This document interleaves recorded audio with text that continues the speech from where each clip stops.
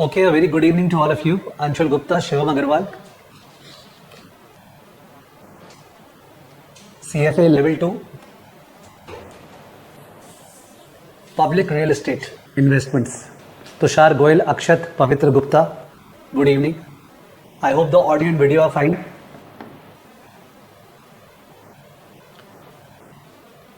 Vidhi, Parizat, Vivek, please confirm whether the audio is fine. Yes, it is. Thank you. So, there may be some students who are joining CFA Level 2 classes for the first time. So, warm welcome to them.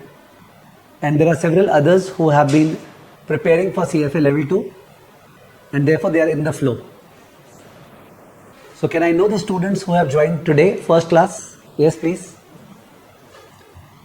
Can I know those students who have joined today, first class?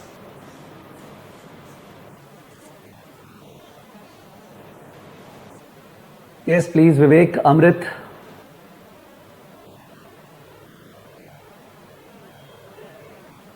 Okay, I can see some names. Good.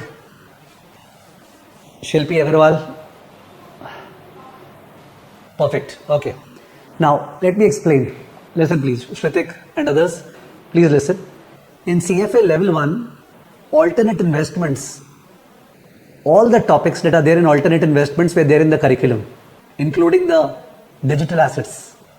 So, introduction of hedge fund, private equity, private credit, infrastructure, real estate, commodities, digital assets, everything was there in CFA Level 1 alternate investments. In CFA Level 2, they have gone inside 4 areas. The 4 areas are real estate, commodity, private equity and hedge fund. Real estate, commodity, private equity and hedge fund. Okay, these are the 4 areas in which they have digged inside. You may be aware that CFA Level 2 mein everything is related to analysis and valuation. Analysis and valuation. So accordingly, real estate maybe the focus is on analysis and on valuation. Whereas in CFA Level 1, the focus was on awareness, introduction. CFA Level 2 mein analysis and valuation. Now, मेरे language में the real estate part of the CFA Level 2 curriculum is an arbitrage opportunity. Arbitrage opportunity, why? Because it's very, very easy. I don't understand how can they make it so easy. Earlier years, I mean to say 3-4 years down the road, real estate का जो stuff था, that was very, very heavy. But right now it's very, very light. Please enjoy. Okay, because we will invest that energy elsewhere into hedge fund, into QM, into fixed income, into derivatives, which are much heavier. Okay. So, for those who have joined this first class, there are 2 chapters in real estate. One is private real estate. The other is public real estate. All the level 1 students are aware of what I'm talking about. Private real estate मतलब आपने एक property buy किया, कुछ amount of loan लेके, for the purpose of generating rental income, capital appreciation, acting as an inflation hedge, acting as a portfolio diversifier and enjoying tax benefits from depreciation and interest. तो although मैंने fast बोला है, पर मेरे ख्याल से समझ में पूरा आया होगा. You bought a property, commercial property, financed with some debt for the purpose of earning rental income, enjoying capital appreciation, inflation hedge. और क्या बोला, अब याद कर रहा हूं ना, तो देखो निकल रहा नहीं है, सोच के बोला तो निकल गया था. Tax benefits and portfolio diversification. So that is private real estate. कि एक प्रॉपर्टीज का वैल्यूएशन कैसे किया जाता है, वो सब एक चैप्टर में था. वो चैप्टर मैंने अभी in the month of March करवाया था, March April. I did that chapter, private real estate. Okay, मैंने मार्च अप्रैल में अभी करवाया था, जस्ट नाउ. और ये वाला चैप्टर है पब्लिक रियल एस्टेट, यानी रीट्स. Okay, real estate investment trusts, रीट्स, real estate operating companies, REOCs, MBS, mortgage backed security, with the focus on REITs. So I am sure कोई भी लेवल 2 का स्टूडेंट ये नहीं सोचेगा कि सर अगर मेरा फर्स्ट चैप्टर नहीं किया हुआ है प्राइवेट रियल एस्टेट का, तो क्या इस चैप्टर को करने में कोई भी डिफिकल्टी होगा क्या? I won't be able to pick up because I have not done the first chapter. The answer is a big no. No relation at all. ठीक है, जो प्राइवेट रियल एस्टेट चैप्टर किए थे और जो पब्लिक रियल एस्टेट चैप्टर है, उन दोनों में कोई कनेक्शन नहीं है. आप आराम से ये वाला चैप्टर कर सकते हैं. ठीक है, but yes, since real estate से कनेक्टेड है तो आप लोग प्राइवेट रियल एस्टेट को चालू कर दीजिएगा. ठीक है, साथ साथ में. ठीक है. Now public real estate chapter इतना ज्यादा सिंपल है कि अगर मैं इसको बीकॉम बना दूं, बीकॉम मतलब if I discuss what are REITs, what are the advantages of REITs, what are the disadvantages of REITs, how do we compare the REITs with private real estate investment, तो in that case it would be very very bad and everybody around the globe is teaching that way only. ठीक है, tell me something. I think आप लोग को समझ में आ गया होगा कि आपको पब्लिक रियल एस्टेट के ऊपर उसका एडवांटेजेस क्या है वो पॉइंट्स याद करना है, या फिर आपको जो क्वेश्चंस आएगा उसमें अपने आप आना चाहिए. याद करने का बात अलग हो गया, इसका मतलब you have to remember the 10 points advantages का, 10 पॉइंट डिसएडवांटेज का. That is not the way in which we are studying the CFA program. The point is that sir मेरे को समझ में आ गया है, अब अगर क्वेश्चंस में आएगा ना मैं अपने आप ही कर पाऊंगा. समझ गए? तो in that case the understanding is the second type, not the first type. And if you unnecessarily burden yourself कि देख मेरे को यार 10 में से 8 पॉइंट याद है, 2 एडवांटेज भूल रहा हूं, बहुत बढ़िया बात है भूल रहे हो तो, because that's not the way it should be prepared. So very very important please, we all are coming from Indian education system, otherwise गलती प्रिपरेशन हो जाएगा, इट विल बी बर्डनसम. जहां टाइम बच सकता है बचाना चाहिए. मैं सीएफए लेवल 1 में काश फिलॉसफी अडॉप्ट करता था. काश का मतलब है ऑब्वियसली लोग अपने घर में रहना चाहते हैं, भाड़े के घर में नहीं रहना चाहते हैं. वो बोला जाता है सबका अपना घर हो, but at the same time लोगों का प्रॉपर्टीज है जिससे रेंट अर्न कर रहे हैं. This was always supposed to be for the rich people, isn't it? कि सर बहुत सारा प्रॉपर्टीज है उससे रेंट आ रहा है. That was supposed to be for the poor people और for the rich people? For the rich people.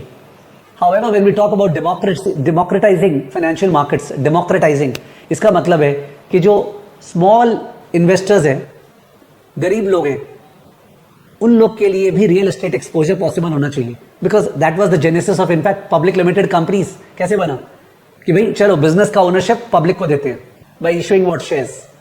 तो same concept came over here कि भाई लेट्स क्रिएट अ कंपनी और a trust. Let's create a company और a trust. किसी किसी country में company होता है, किसी किसी कंट्री में ट्रस्ट होता है. लेट्स क्रिएट अ कंपनी और a trust. The company will have board of directors, the trust will have trustees. Okay, now these board of directors और trustees are going to safeguard the interest of the shareholders. So we create a company or a trust, and that company or trust issues shares or units to the shareholders or the unit holders. ठीक है, तो एक company बनाए real estate का धंधा करने के लिए, और वो कंपनी ने शेयर्स इशू किया, आप लोग सब शेयर होल्डर्स बन गए. करेक्ट है? आपने शेयर्स बाई किया तो आप शेयर होल्डर्स बन गए, आपको डिविडेंड मिलेगा. अब कंपनी क्या कर रहे हैं? कंपनी ने एक मैनेजमेंट टीम बैठाया, वो मैनेजमेंट टीम स्पेशलाइज करता है रियल एस्टेट में. वो मैनेजमेंट टीम स्पेशलाइज करता है रियल एस्टेट में. वो इनकम प्रोड्यूसिंग प्रॉपर्टीज बाई कर रहा है. कौन सा property? Income producing property, rent producing properties. Okay, by कर रहा है, और उसके बाद जाके उससे जो रेंट आ रहा है, रेंट माइनस द ऑपरेटिंग खर्चा and minus the management fees, वो करके जो प्रॉफिट आ रहा है वो पूरा का पूरा डिविडेंड के फॉर्म में आप लोग को डिस्ट्रीब्यूट कर रहा है. पूरा डिविडेंड के फॉर्म में आपको डिस्ट्रीब्यूट कर रहा है. रिटेन अर्निंग ज्यादा रख रहा नहीं है, रिटेन अर्निंग रख रहा नहीं है, यानी कि वो ग्रो नहीं करने वाला है. You can only expect yield, dividend yield आप उससे एक्सपेक्ट कर सकते हो. ग्रोथ कैपिटल गेन्स यील्ड मामूली सा होगा. Okay, that is the case of real estate investment trust. तो रियल एस्टेट इन्वेस्टमेंट ट्रस्ट में स्मॉल इन्वेस्टर्स के पॉइंट ऑफ व्यू से बोल रहा हूं, यार काश हम लोग भी प्रॉपर्टी बाई कर पाते. काश हम लोग एक प्रॉपर्टी नहीं बहुत सारा प्रॉपर्टीज बाई कर पाते. काश हम लोग एक ज्योग्राफी में नहीं अलग अलग ज्योग्राफी और प्रॉपर्टीज बाई कर पाते. काश एट द सेम टाइम जब चाहे बेच सकते. ओके, काश जब चाहे बेच सकते. काश कुछ टैक्स एडवांटेज होता. ओके, काश हम लोग को बुद्धि लगाना नहीं पड़ता, कोई और मैनेज कर लेता, बिकॉज हम लोग को ब्रेन्स नहीं है रियल एस्टेट पे जितना झमेला है. काश हम लोग 100 रुपया 200 रुपया लगा के प्रॉपर्टी बाई कर सकते थे. ठीक है, ये सारा बेनिफिट्स ही तो पब्लिक रियल एस्टेट देता है. मैंने I think it is so closely related to the concept of public limited companies कि काश हम लोग भी बिजनेस को ओन करते, बड़ा बड़ा बिजनेस करते. ठीक है, काश हम लोग के पास भी ग्रोथ होता, डिविडेंड आता, पर एट द सेम टाइम हम लोग को बिजनेस का समझ नहीं है, कोई और बिजनेस मैनेज करता, हम लोग ओन करते. वही तो पब्लिक लिमिटेड कंपनीज का कॉन्सेप्ट था. और same concept real estate investment trust में आ गया, रीट्स में. ठीक है, of course everybody understand REITs are like mutual funds that invest in real estate, although they are not technically mutual funds, but it's okay if you understand that way. Okay, REITs का market value US वगैरह में तो बहुत ज्यादा बड़ा है, India में भी it's gaining prominence. Those of you who are interested can go to ChatGPT or Gemini or Perplexity and just Google कि कौन कौन से REITs इंडिया में है, and you will find how much value they are commanding. Okay, आजकल तो ज्यादातर hotels जो है they are not owned by the particular brand, they are owned by some REITs. And then the brand is only managing the hotels. You know it. Hotels has become a capital light business. Okay, for the management.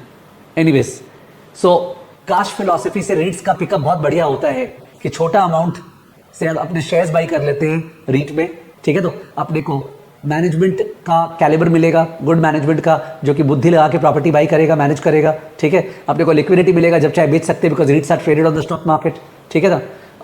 जो liquidity है अपने पास, tax efficiency, REITs does not have to pay tax, it's a tax efficient conduit, it's a tax efficient conduit, conduit ये word use किया है, मतलब vehicle, okay. It's like a commingled fund in which number of people are investing, it's a tax efficient conduit because REITs do not have to pay tax provided they fulfill certain conditions. What are the conditions? Conditions तो book में भी लिखा हुआ है, पर conditions आप तब समझेंगे जब फील करेंगे। रिटेल इन्वेस्टर को पता है प्रॉपर्टी मार्केट में बहुत ज्यादा दिक्कत होता है, क्या पता प्रॉपर्टी का दाम जोर से गिर जाए। Haven't we seen GFC global financial crisis? तो इन दैट केस वो क्या चाहेगा, यार काश वो प्रॉपर्टी में ट्रेड नहीं करे, प्रॉपर्टी को बेचा खरीदी नहीं करे, जैसे शेयर बेचा खरीदी करते हैं ना, वैसे प्रॉपर्टी को खरीद के बेचे नहीं, वो केवल रेंट कमाए। तो इसका मतलब रूल क्या है, at least 75% of the income, the revenue earned by the REIT company got to come from rent or from interest income, rent और interest income, because mortgage REIT भी होते हैं, यानी REIT आपसे पैसा उठाया और उससे लोन दे दिया लोगों को घर बाई करने के लिए, और वो लोग से EMI आएगा, मतलब इंटरेस्ट आएगा, ठीक है। तो इंटरेस्ट इनकम या रेंटल इनकम आना चाहिए, कम से कम 75% ऑफ टोटल इनकम, ठीक है। तो जो income producing property real estate, वो कम से कम 75% होना चाहिए टोटल एसेट्स का। सर क्या हम लोग को 75% याद करना पड़ेगा? नहीं याद करना पड़ेगा। यूएस में 75% है तो उन्होंने बोल दिया है, जस्ट गिव्स द फीलिंग। तो 75% आपका इनकम उससे आना पड़ेगा, रेंट वगैरह से, और 75% आपका इनकम प्रोड्यूसिंग रियल एस्टेट होना पड़ेगा। Dividend pay out ratio has to be at least 90%, dividend pay out ratio, so that retain earning नहीं कर रहा है, बिकॉज रिटेन करेगा फालतू में ग्रो करेगा, फिर फालतू में पैसा डुबा देगा। तो we want to totally safe, so therefore 90% से ऊपर पे आउट रेशियो होता है। तो if you fulfil those conditions, in that case you don't have to pay any tax, REIT का टैक्स नहीं लगेगा, ठीक है। जो टैक्स है वो केवल डिविडेंड के ऊपर टैक्स इन्वेस्टर्स को देना पड़ेगा, जो इन्वेस्टर्स है उनको डिविडेंड रिसीव फ्रॉम रीट के ऊपर टैक्स देना पड़ेगा, रीट को टैक्स नहीं देना पड़ेगा। ये बेनिफिट को एंजॉय करने के लिए बहुत सारे बदमाश पैसे वाले लोग, सुपर रिच लोग ऐसा कर सकते हैं कि जानबूझ के रीट खड़ा कर दिए और उसमें वो लोग ही इन्वेस्टर्स बन गए और अकॉर्डिंगली एंजॉय कर रहे हैं। वो लोग जानबूझ के रीट खड़ा कर दिए, वो लोग ही इन्वेस्टर्स बन गए और एंजॉय कर रहे हैं टैक्स बेनिफिट, तो वो अलाउड नहीं है। यूएस में कम से कम एक रीट के 100 शेयर होल्डर्स होना जरूरी है, at least 100 shareholders, and 5/50 rule है। 5/50 रूल मतलब no less than 5 shareholders, no less than 5 shareholders must own 50% of the shares. No less than 5 shareholders must own 50% of the shares. समझ रहे हैं? टोटल शेयर्स अगर 1 lakh issued है तो 50,000 shares जो है वो 5 से ज्यादा शेयर होल्डर्स के पास है। It is to ensure that लोग बेवकूफ नहीं बना रहे हैं इनकम टैक्स डिपार्टमेंट को कि भाई खुद ही रीट स्टैब्लिश कर लिया और सारा रीट का यूनिट्स बाई कर लिया और टैक्स एंजॉय कर रहे हैं। Did you understand this part? Sir 5/50 rule याद करना है क्या? नहीं। 75% याद करना है क्या? नहीं। 100 शेयर होल्डर्स होने चाहिए, याद करना है क्या? नहीं। 90% पे आउट रेशियो याद करना है क्या? नहीं। तो सब बोल रहे क्यों है? आइडिया के लिए, for you to understand the idea. Okay, am I communicative up till now? I think अभी से ही क्लास बोरिंग होना चालू हो गया होगा। मैंने स्टार्ट किया था 7:30 पे, 15 मिनट्स हुए क्लास स्टार्ट किए हुए, मेरे को लग रहा है लास्ट के 2-4 मिनट से थोड़ा बोरिंग हो रहा है। Is it? स्टार्ट किया था 7:30 पे, शुरू के 5-7 मिनट तो हाई हेलो हो रहा था, ठीक है, और उसके बाद मैंने स्टार्ट किया, शुरू में ठीक था और लास्ट के 2-3 मिनट से बोरिंग होना चालू हो गया होगा। और भाई बोरिंग करके पढ़ाना नहीं है, बोरिंग करके एकदम नहीं पढ़ाना है। तो बिफोर आई स्पीक फर्दर एक चीज क्लियर कर दूं, रियल एस्टेट का जिसको फीलिंग नहीं आता है ना, रियल एस्टेट का जिसको फीलिंग नहीं आता है, जिसको फीलिंग नहीं आता रियल एस्टेट का, कि सब पता नहीं ठीक है रियल एस्टेट पढ़ लेते हैं, मतलब आइडिया भी है बट पता नहीं उसका फीलिंग नहीं आता है, पता नहीं कैसे। कभी कभी क्या होता है, सरस्वती या जो भी बोले वो गले पे बैठती है। There is a half an hour class जो मैंने लेवल 1 में रियल एस्टेट का लिया था करंट बैच में, आधे घंटे की क्लास है। Okay, I really request you all to watch that class. Okay, because मैं खुद रिवाइज करने के लिए, ये पढ़ाने के लिए ना आज क्लास, मैं कल वो क्लास सुन रहा था बिकॉज वो क्लास एक गूज बम्स दे थे रियल एस्टेट पे, ठीक है। तो मतलब वो आधी घंटे की क्लास है जो आप लोग 1.5 के स्पीड पे देखना तो 20 मिनट लगेगा। रियल एस्टेट का जो ना मजा जो है वो बहुत जोर से आएगा टुगेदर विथ नॉलेज। ओके, तो वो क्लास मैंने अभी तक यूट्यूब पे चढ़ाया नहीं है, मैं स्टाफ से बोल के चढ़वाऊंगा उसको। आपका 20 मिनट्स का इन्वेस्टमेंट होगा, जो चैंपियन भी है रियल एस्टेट का मैं बोलूंगा देख लेना, बिकॉज मैं खुद कल सुन के I was so happy, not that I love my self therefore believe me that class is really good, ठीक है ना। जिसको भी लगता है ना फील नहीं आ रहा है, आई थिंक वो क्लास सुनना चाहिए। पता नहीं कैसे निकल गया वो, मैंने अभी भी वैसा निकल रहा नहीं है जो उस समय निकल गया, कभी कभी ऐसा होता है, you know. So Deepika is asking sir will you make us right? Deepika थोड़ा सा रुक जाओ, अगर अपने राइटिंग पे फोकस करूं मैं क्या डिक्टेट करना है तो इन दैट केस फ्लो पूरा बिगड़ जाएगा। ठीक है दीपिका, तो प्लीज एक बार रुक जाइए, ठीक है। तो मैंने क्या बोला, मैं एक क्लास शेयर करूंगा आप लोग से, 30 मिनट्स का क्लास होगा, और वो जो 30 मिनट्स का क्लास आप लोग प्लीज 1.5 स्पीड पे वॉच कीजिएगा, ठीक है। एंड उससे आपको रियल एस्टेट का सही फील आएगा, ओके। बिकॉज वो मैटर मैं चाहूँ भी तो अभी उस हालत में रिपीट नहीं हो पाएगा, ठीक है, ओके। सो लेट्स अंडरस्टैंड कि सर आपने अभी 5 मिनट्स 7 मिनट्स थोड़ा सा रीड्स के बारे में बता दिया, पॉइंट वाइज नहीं, जरा सा फील वाइज, ठीक है ना। आपने 5-7 मिनट्स रीड्स के बारे में थोड़ा सा बता दिया, फिर आपको खुद बोरिंग लगा बताते हुए, तो आप खुद बहाना मार के उससे निकल रहे हैं, यस निकल रहा हूं।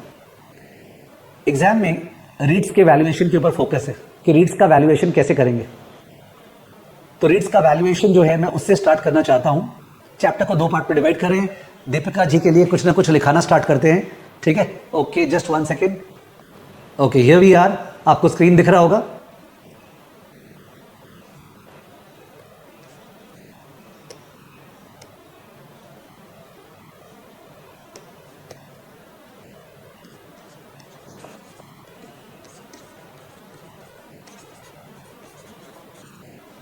Public real estate. तो पब्लिक रियल एस्टेट चैप्टर का 2 पार्ट्स है। 1 पार्ट इज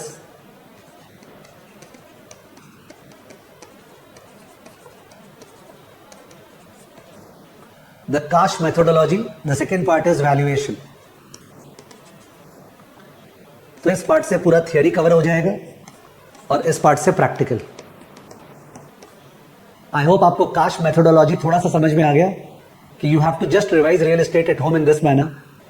कि सर ने कास्ट में ये समझाया था कि रिटेल इन्वेस्टर क्या चाहता है कि कास्ट में best of properties across the world hold कर पाता, एट द सेम टाइम 200-500 रुपये लगा के, at the same time liquidity होता, मैं जब चाहे बेच पाता, at the same time risk कम होता। वो लोग जो मैनेजमेंट है ना, जो मैनेज कर रहे हैं, वो लोग ज्यादा ट्रेड नहीं करते, बाई सेल नहीं करते, शुद्ध रेंट कमाते, सारा डिविडेंड देते, रिटेन अर्निंग ज्यादा नहीं करते, बिकॉज क्या पता मेरे पैसे के साथ क्या कर दे वो लोग, ठीक है ना। टैक्स एडवांटेज होता, ओके, मतलब मेरे को टैक्स बेनिफिट मिलता। तो ये सब आप जैसे ही काश बोलना चालू करेंगे ना, बिलीव मी, आपको 5-7-10 पॉइंट पूरा समझ में आ जाएगा। यू विल गेट 5-7-10 पॉइंट्स तुरंत। एंड देन उसी से रिलेटेड आप सोचेंगे ये जो रियल एस्टेट कंपनीज है ना, लाइक डीएलएफ, तो इनका शेयर्स बाई करूं तो भी मेरा रियल एस्टेट एक्सपोजर है, करेक्ट। अगर डीएलएफ ये सब का आप शेयर्स बाई करते हैं तो भी तो आपका रियल एस्टेट का एक्सपोजर 100% है। बट डीएलएफ जो है ना, वो टैक्स एग्जेम्प्ट नहीं है, क्योंकि डीएलएफ बोलते हैं हम प्रॉपर्टी डेवलप करेगा, हम केवल रेंट से नहीं कमाएगा, हम प्रॉपर्टी डेवलप करेगा, बेचेगा। I will develop the property, I will sell it, that's a risky business. DLF 90% dividend या उससे ऊपर डिस्ट्रीब्यूट नहीं करेगा, वो जरा सा डिविडेंड देगा, बिकॉज वो रिटेन अर्निंग करेगा, वो ग्रो करेगा। तो आपको अगर भरोसा है डीएलएफ के कैलिबर पे, तो in that case you can go for DLF. तो in that case that's a real estate operating company, REOC, real estate operating company, REOC, ठीक है। तो जो आरईओसी है, रियल एस्टेट ऑपरेटिंग कंपनी, मैंने ऐसा नहीं हो जाए नाम के कारण आपको लगे क्या पढ़ा रहे हैं। जो भी रियल एस्टेट बिजनेस कर रहे हैं इंडिया में, I think Shobha developers is another company, ठीक है, DLF is a very prominent company, ठीक है। और क्या कंपनी बताइए जो लिस्टेड है, रीट्स का बात नहीं कर रहा हूं, कौन कौन सा रियल एस्टेट कंपनीज लिस्टेड है बताइए प्लीज, कौन कौन सा रियल एस्टेट कंपनीज लिस्टेड है। शोभा डेवलपर्स है, डीएलएफ है, और कौन कौन सा कंपनीज लिस्टेड है। मैं रीट्स का बात नहीं कर रहा हूं। Godrej properties, Anshul Gupta is saying Godrej properties. Lodha listed है क्या, आई डोंट नो, ठीक है। तो इन दैट केस ये जो गोदरेज प्रॉपर्टीज है, डीएलएफ है, ये सब तो लिस्टेड कंपनीज है। आप इनको अगर बाई करते हैं तो you are taking real estate exposure, but they are risky bets because they are not going to follow the rules, they are going to invest in land, develop it, ठीक है, तो एंड देन सेल इट। वो लोग केवल rental income नहीं होगा, वैसा income होगा वो लोग का। पर रीट्स जो है वो थोड़ा सेफ साइड बनाया गया, ठीक है। तो रीट्स जो है वो सेफ साइड देख के बनाया गया, तो वो सारा बात करेंगे। तो जैसे ही आप डिस्कस और सोचना चालू करते हो ना, थोड़ा सा बिलीव मी, मैं ये बोलना चाह रहा हूं, सपोज आपको किसी को पढ़ाना है तो आपको पॉइंट्स याद करना है, जो मेरे जैसे पर्सन से याद होता नहीं है, दैट्स माय ड्रॉबैक, ठीक है। जैसे मैं पढ़ा रहा हूं फिर भी मेरे को खुद को पॉइंट्स याद नहीं रहता है, तो I tend to talk, give time to it, जिससे कि वो समय के साथ अंदर घुसे, बिकॉज मेरे को पता है काम क्या आएगा कि मल्टीपल चॉइस राइट हो रहा है कि नहीं हो रहा है। तो हम लोग काश डिस्कस करेंगे जोर से, ठीक है, और उसके बाद मल्टीपल चॉइस पे जाएंगे और देखेंगे मल्टीपल चॉइस राइट हो रहा है कि नहीं हो रहा है। रिमेंबर, आंसर लिख के नहीं आना है वहां पे। अगर कोई सोचेगा आंसर लिख के आना है तो आप बोल सकते हैं कि सर आपने काश वाला पार्ट बहुत खराब तरह से पढ़ाया, okay, you did not teach the way it is written elegantly in the core. Yes, I don't intend to teach that way, ठीक है ना, ओके। अभी अपने वैल्यूएशन पे ध्यान करना चाह रहे हैं, तो वैल्यूएशन पे ध्यान देना चाह रहे हैं, तो चलो वैल्यूएशन पे आते हैं। वैल्यूएशन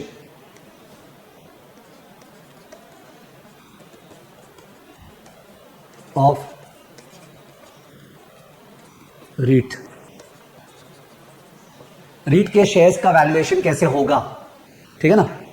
परिजात वर्मा बोल रहा है कि सर काश तो आपने बोल दिया, बट ड्रॉबैक भी तो था कि जो रीट्स है उसका कोरिलेशन इक्विटी के साथ बहुत हाई होता है, बिकॉज इक्विटी मार्केट में ट्रेड होते हैं ना बगल बगल में, ठीक है। तो जैसी संगत वैसा ही कलर दिखाएगा, तो अकॉर्डिंगली रीट का कोरिलेशन हाई होता है। तो in a portfolio if I am having stocks and bonds and if I hold REITs, the benefit of diversification won't be that high, but in a stock and bond portfolio if I privately invest in real estate, ठीक है, तो in that case the correlation between stock and bond and private real estate is low, benefit of diversification is high, correct.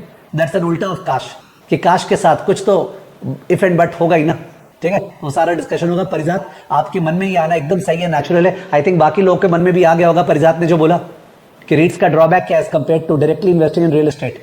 REET का correlation equity bond के साथ high है, तो it's less of a diversifier, ठीक है ना, रीट का जो ड्रॉबैक है, ठीक है। ओके, सबको याद आ गया, वेरी गुड, सब बोल रहे हैं।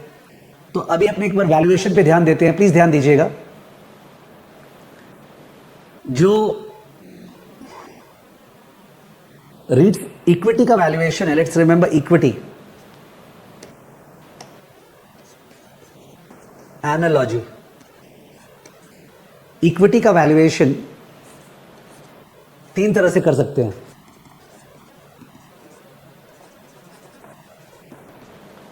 एक हो गया डीसीएफ से डीडीएम, दूसरा हो गया प्राइस मल्टीपल्स। ये आपको लिखना है दीपिका, ये जो मैं बोर्ड पे लिख रहा हूं वो सब लिखना है। तो पहले मैंने रियल एस्टेट चैप्टर को, पब्लिक रियल एस्टेट को दो पार्ट में डिवाइड किया। वन पार्ट वाज काश, सेकेंड पार्ट इज वैल्यूएशन। उसके बाद मैंने वैल्यूएशन और रियल एस्टेट के अंदर जा रहा हूं धीरे धीरे।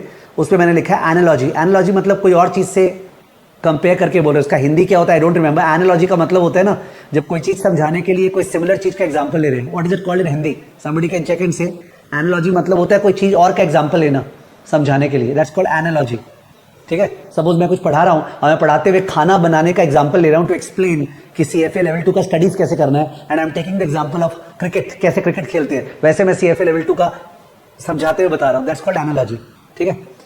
तो एनालॉजी इक्विटी वैल्यूएशन का लिया मैंने, ठीक है। अंशुल बोल रहे समानता, ठीक है। तो एक तो इक्विटी वैल्यूएशन में सबको पता होगा डीडीएम डीसीएफ अप्रोच होता है, दूसरा प्राइस मल्टीपल्स होते हैं ना, पी रेशियो ये सब, और तीसरा जो है asset based valuation. Asset based valuation मतलब adjusted book value per share. ये तीनों नाम से फीलिंग आ रहा है क्या, प्लीज बताइए। सर इक्विटी शेयर्स का वैल्यूएशन तीन तरह से प्राइमरली होता है। एक होता है डिस्काउंटेड कैश फ्लो, आप डीडीएम सोच लो, पूरा लेवल 1 में चेप के किया हुआ है, लेवल 2 में और चेप के है। दूसरा है price multiples, P ratio, PS ratio, ये सब यूज करते हैं। और तीसरा है एसेट बेस्ड वैल्यूएशन, यानी बैलेंस शीट में जाओ और जो एसेट्स और लायबिलिटीज हैं, ठीक है, उसके बेसिस पे वैल्यूएशन, उनका मार्केट वैल्यू लेके, ठीक है। तो इक्विटी में तीन तरह से वैल्यूएशन करते हैं। रियल एस्टेट का भी यही तीन तरीके से है, रियल एस्टेट का भी ये तीन तरीके से है। लेट मी सी ये वाला राइट साइड जाता है कि नहीं जाता है। My white board is not operating, तो मेरे को नेक्स्ट ब्लैंक नोट में जाना पड़ेगा। Just 1 second.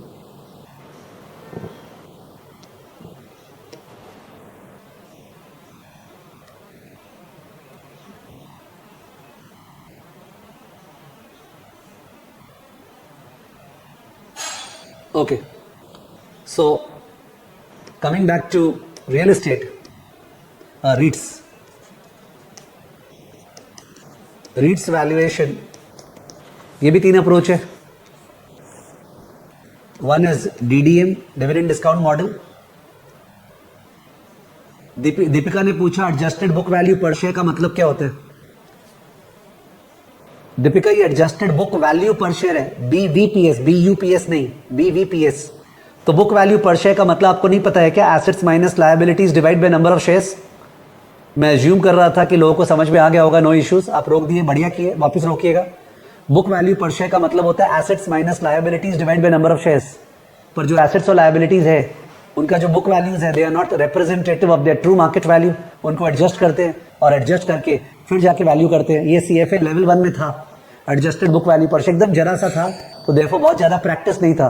बट किसको किसको याद आ रहा है कि ये CFA लेवल 1 में था, adjusted balance sheet approach. It is use for financial companies. Financial companies में यूज किया जाता है adjusted book value per share. I hope किसी किसी को याद आ रहा होगा, क्लास में कराया हुआ है. नहीं, लेवल 2 में नहीं है adjusted book value per share. Level 1 was more comprehensive, तभी तो लेवल 3 लेवल 1 से रिलेटेड है. लेवल 1 बहुत इंपॉर्टेंट है, can't explain how much. Okay okay, चलो याद आ गया लोगों को. सो मैं बोल रहा था रीट्स वैल्यूएशन भी DDM के बेसिस पे करते हैं. बिकॉज अभी क्या बात हुआ, रीट्स का डिविडेंड पे आउट रेशियो कम से कम कितना होना चाहिए? रीट्स का डिविडेंड पे आउट रेशियो कितना होना चाहिए? कम से कम 90%. तो लोग 90 to 100% डिविडेंड देते हैं. जो कमाते हैं पूरा डिविडेंड देते हैं. तो वैसे ही कंपनीज में तो DDM यूज होता है. तो रीट सबसे ज्यादा ओके एप्लीकेबल है DDM के लिए. सेकेंड है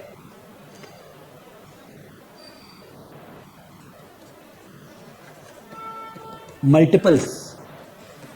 मल्टीपल्स में price to FFO, price to AFFO. FFO is funds from operations. मैंने केवल नाम बोला है, मैंने एक्सप्लेन नहीं किया है.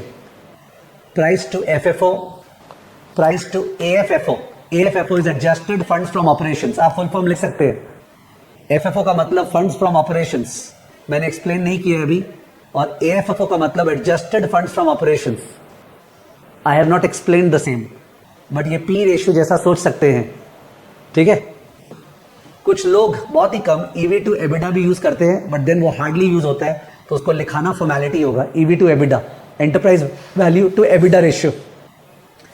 बट वो जस्ट औपचारिकता है, it is not used. Third वाला है NAV per share. NAV per share. तो NAV पर शेयर से बुक वैल्यू पर शेयर का फीलिंग लीजिए please. Net asset value, look at the word net asset. आपको एसेट माइनस लायबिलिटी फील हो रहा होगा. नेट एसेट मतलब एसेट माइनस लायबिलिटीज, उसका value per share divide by number of shares. NAV per share, ठीक है ना. Assets minus liabilities divide by number of shares. Due to reasons that we will discuss later, कई जन NAV per share को भी multiple के form में use करते हैं, price to NAV per share. तो वेदर थर्ड वाला मेथड एब्सोल्यूट है या रिलेटिव है बोल नहीं पाएंगे, वो दोनों ही तरह से यूज होते हैं. मैंने some people calculate NAV per share compare with the price, but some people calculate the price to NAV per share ratio. अगर ये पार्ट आपको समझ में नहीं आया तो यस समझ में नहीं आया, बिकॉज अभी तो आपने डिस्कस ही नहीं किए. मैं तो बता रहा हूं क्या क्या है. तो रीट्स का वैल्यूएशन का 3 मेथड्स है. वन इज DDM जिसमें कुछ भी नहीं जानना है, स्ट्रेट अवे सम्स करना है. द सेकेंड इज मल्टीपल, काफी कुछ जानना है. And third is NAV per share, जो समझ में तो आ गया, asset minus liability by number of shares. But some people use it that way, some people use a ratio, price to NAV per share ratio. तो ये वाला part क्यों रेशियो यूज करते हैं sir, NAV per share exactly कैसे निकालते हैं, वो हमें करना है, मैंने बताया नहीं है अभी. Fine fine. अब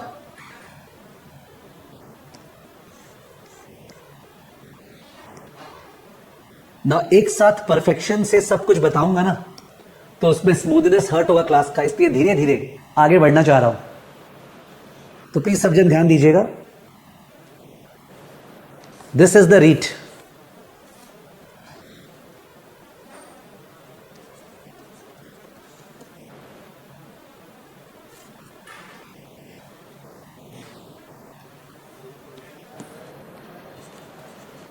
Shares are issued.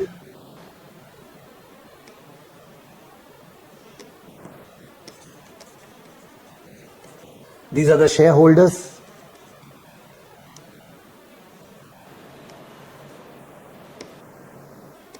They will also receive dividend.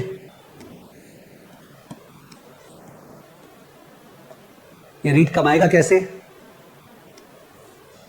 इसका मेन कमाई है रेंटल इनकम. उसके अलावा उस रेंटल इनकम में से लेस होगा दो चीज.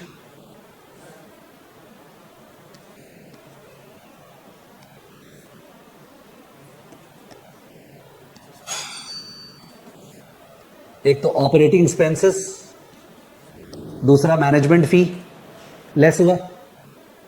Rent minus operating minus management fee, उससे जो इनकम आएगा उस पे से कम 90% डिस्ट्रीब्यूट करना है डिविडेंड. तभी तो जाके tax exempt status.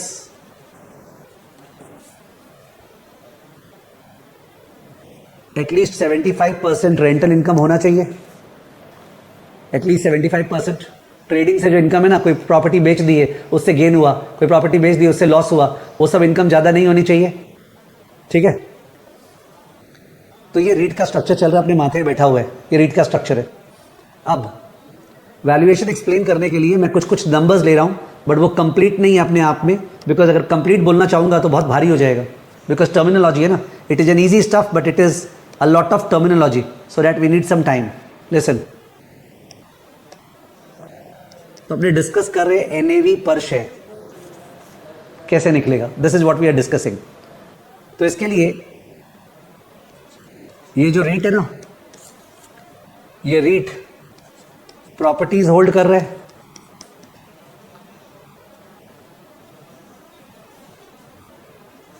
Property 1, property 2, property 3, property N। तो this rate is holding a lot of properties. तो वो जो प्रॉपर्टीज है, उन प्रॉपर्टीज का वैल्यूएशन करने के लिए अपने फॉर्मूला लगाना चाहते हैं NOI1 divided by cap rate. NOI1 divided by cap rate.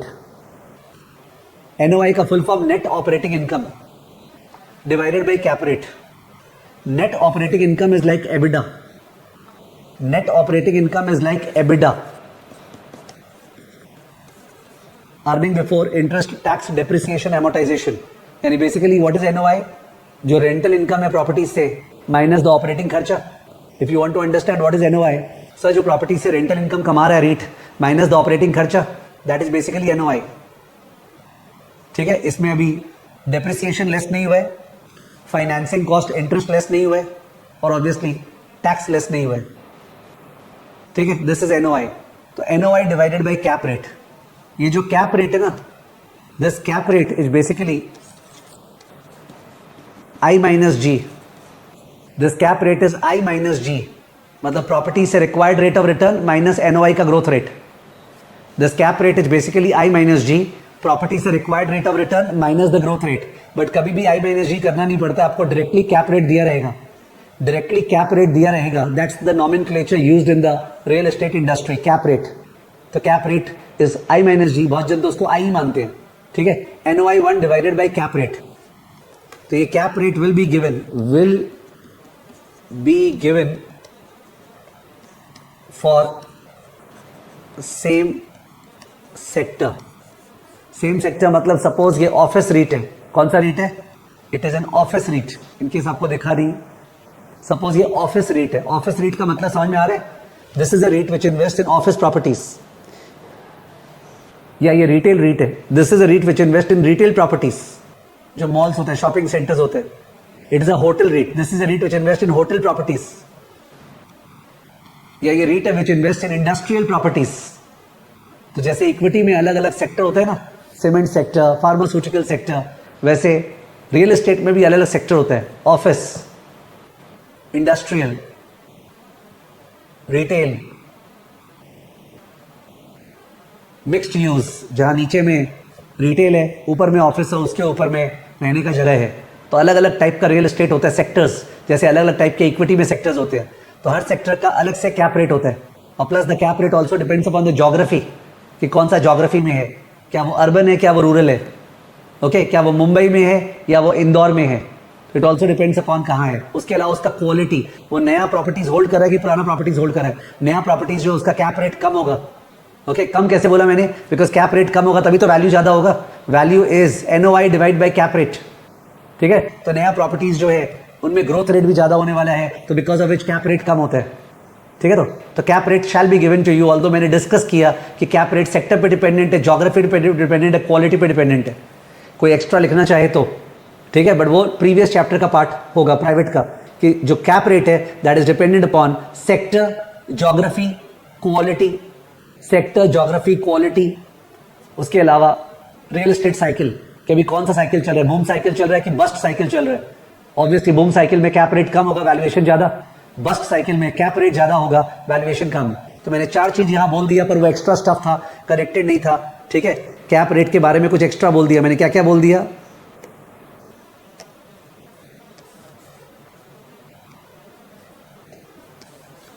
Sorry,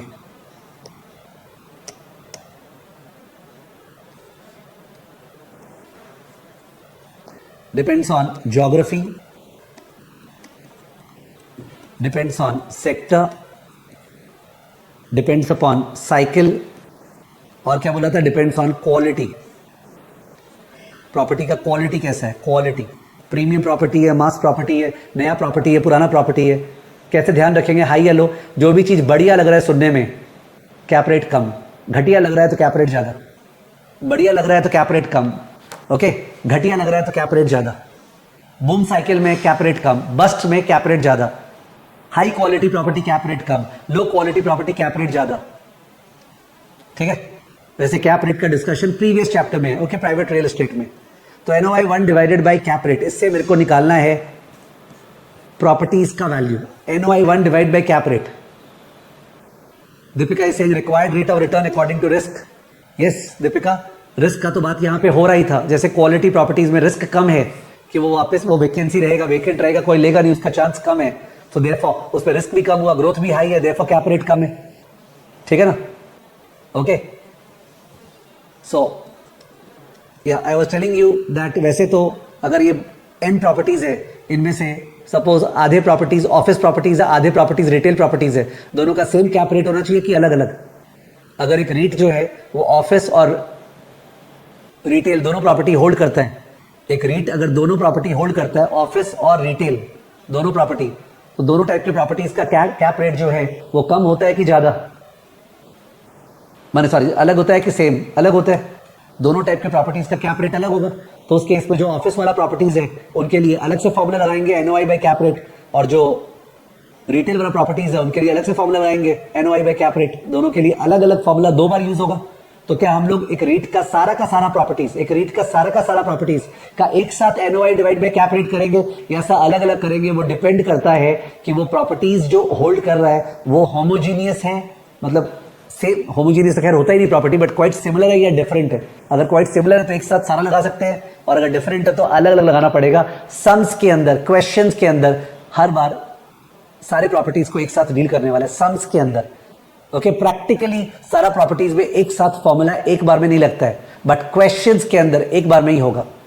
इस बीच में दीपिका ने पूछा एनओआई का मतलब, शायद एनओआई का मतलब तुमने पूछा क्या? मैंने बोला था दीपिका नेट ऑपरेटिंग इनकम, ये जो सारे प्रॉपर्टी से रेंटल इनकम आ रहा है माइनस द ऑपरेटिंग खर्चा। 1 का मतलब है जैसे D1 होता है ना नेक्स्ट ईयर का, आपने सुना होगा D1 by RE minus G। I am sure है if you are a CFA level 2 student you must have heard D1 by RE minus G। तो 1 माने क्या होता है? नेक्स्ट ईयर का एक्सपेक्टेड।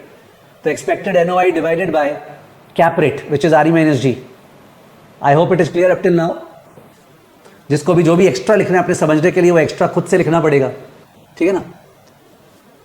अभी और आगे बढ़ रहे हैं नाउ, सॉरी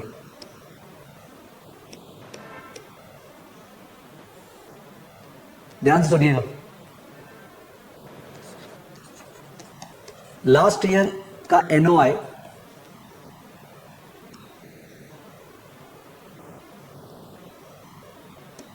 लास्ट ईयर का NOI was 250 million,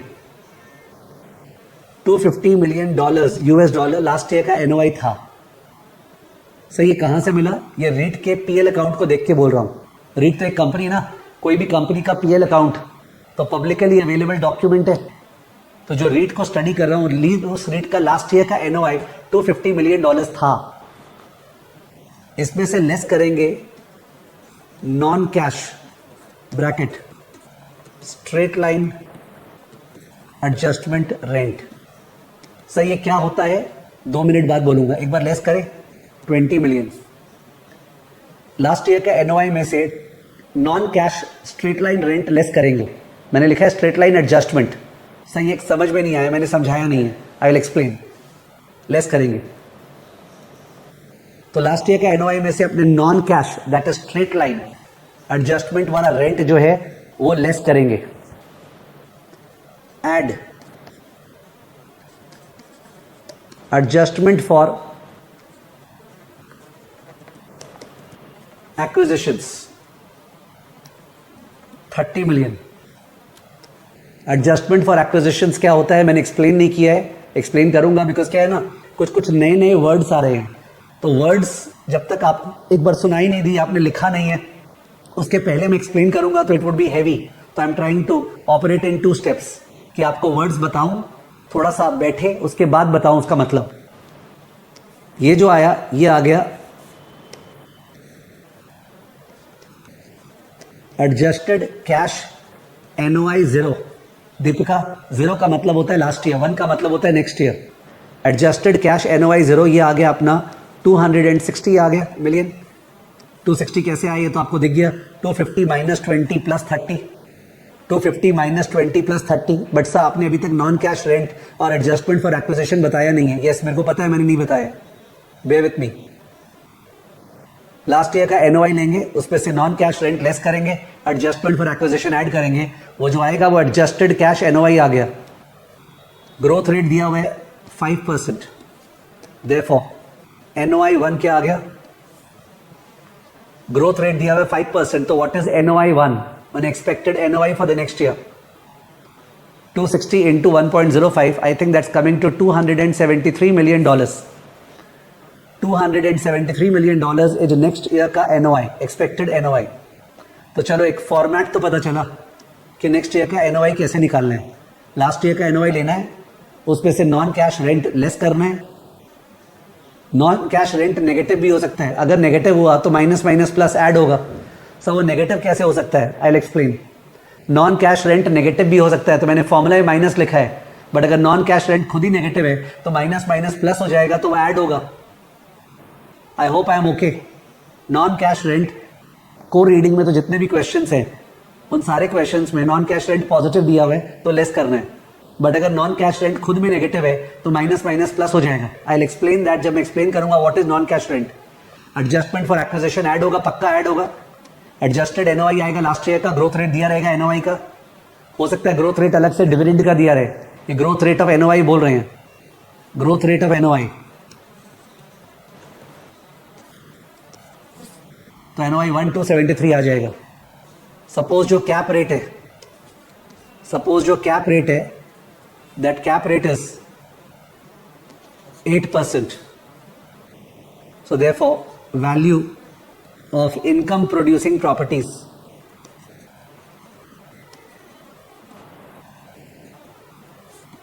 equal to 273 divided by 8%, equal to what? 273 divided by 8% is equal to what? Value of income producing properties is equal to 273 divided by 8%, 3412.5. $3412.5 million. $3412.5 million. That is the value of income producing properties. NOI 1 divided by cap rate. NOI 1 divided by cap rate.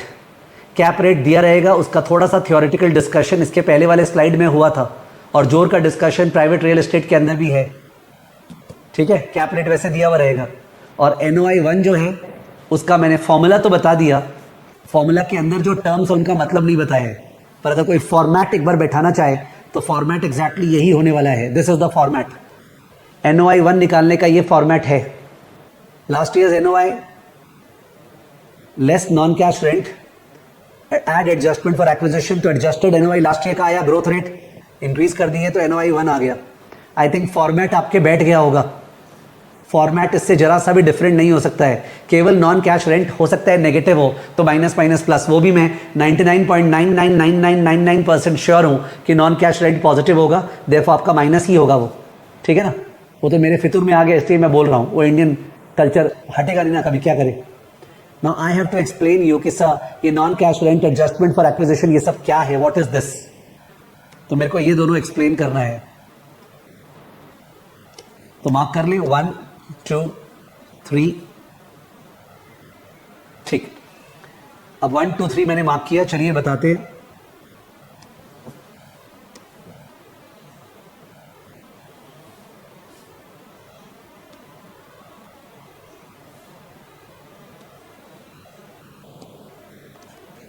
From the ये point number 1 है. From the income statement of the REIT we will get NOI 0.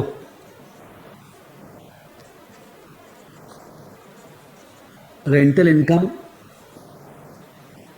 minus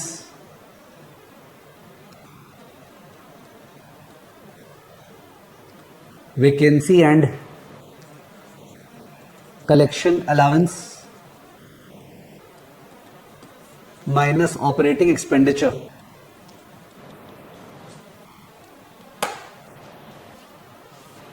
ये जो NOI 0 मैंने लिखा है ना, rental income minus vacancy and collection allowance minus operating expenditure, ये एकदम भी इस चैप्टर में काम नहीं आने वाला है. ओके ये बहुत डिटेल में प्रीवियस चैप्टर में है, तो प्रीवियस चैप्टर में चेप के इसका सम्स किया जाएगा जो प्राइवेट रियल एस्टेट है. इस चैप्टर में NOI दिया रहेगा. I repeat, net operating income का डिटेल में क्वेश्चन जो है वो previous chapter private real estate में है, वो इस चैप्टर में एकदम भी काम नहीं आएगा. इस चैप्टर में NOI दिया हुआ रहेगा. तीसरी बार बोल रहा हूं, इस चैप्टर में NOI दिया हुआ रहेगा. ठीक है,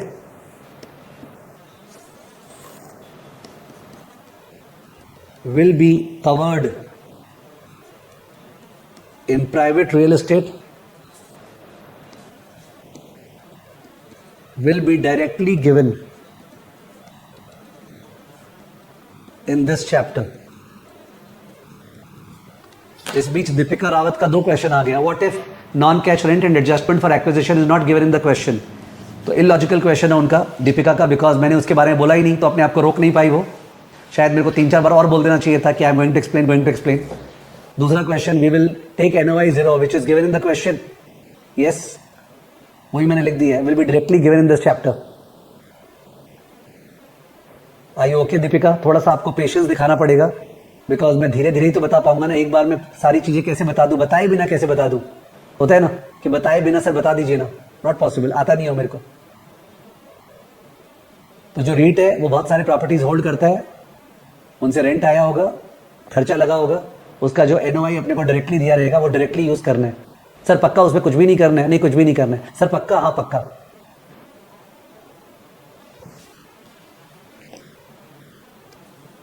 पॉइंट नंबर 2,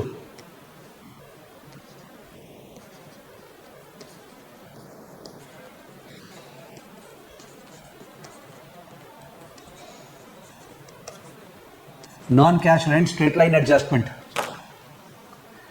अब सोचिए दीपिका अकेली क्वेश्चन क्या पूछे, तो श्रेयांश मित्तल भी आए हैं, बोल रहे operating income of a normal company and REIT differs, right. दोनों का कॉन्सेप्ट सेम है. जैसा मैंने बोला, NOI of a REIT is like EBITDA of a normal company. NOI is like EBITDA, उसमें फाइनेंशियल कॉस्ट इंटरेस्ट लेस नहीं हुआ है, डेप्रिसिएशन लेस नहीं हुआ है, टैक्स लेस नहीं हुआ है. डिफर मतलब क्या होता है, नॉर्मल कंपनी का रेवेन्यू क्या होता है, sale of goods and services, cost of goods sold, raw material cost, labour cost, ये सब होता है. वो सब नहीं होता रेट में. उस तरह से आप डिफरेंट बोलना चाह रहे हैं तो हाँ डिफरेंट है. क्या मैं आगे बढ़ सकता हूं Shreyansh and Deepika? Should I move ahead Shreyansh and Deepika? Shilpi Agarwal सोच रही होगी लाइव क्लास पे काफी टाइम वेस्ट होता है. ओके, फास्ट स्पीड नहीं कर पाते, एकदम करेक्ट. लाइव क्लास पे काफी टाइम भी वेस्ट होता है, तो अपने अपने अनुसार आप लोग डिसाइड कीजिएगा लाइव करना है या नहीं करना है. ठीक है ना? ओके. नॉन कैश रेंट का मतलब क्या एक्सप्लेन कर रहा हूं. नॉन कैश रेंट का मतलब समझने के लिए प्लीज लिसन.